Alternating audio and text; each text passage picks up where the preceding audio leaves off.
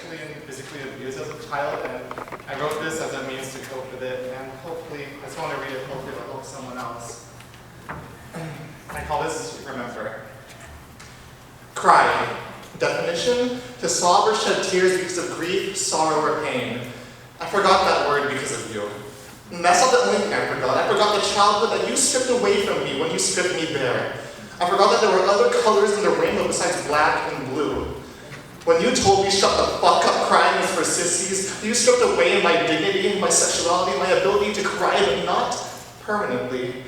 They were there. They were hidden and nameless, but they were there. I remember they were there. Cry.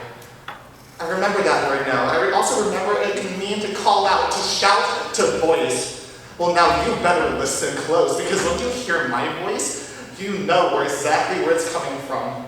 I refuse to speak to silhouettes and shadows anymore. My voice is a seraph's fanfare, omnipresent, incandescent, is an antidepressant. My voice will be love, and it will echo eternally in the chambers of my heart.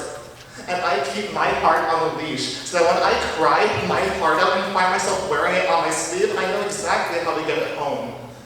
And I write love on the back of my hand, so that when I say that, I know that like the back of my hand, I know that I am telling the truth. Because after all this, love is the one thing that I know best. And you must have written nothing on the back of yours, because when you gave me the back of your hand, I knew nothing.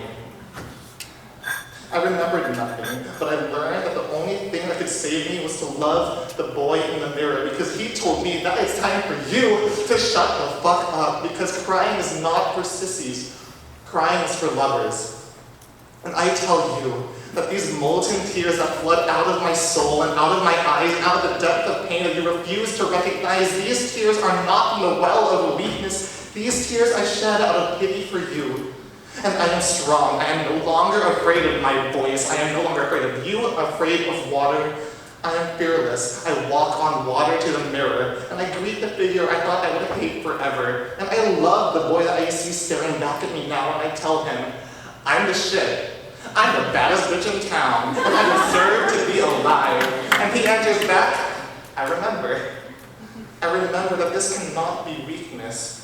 I remember that when this rainbow unicorn shot out of my mama's hoo-ha, I was dead until I was hit.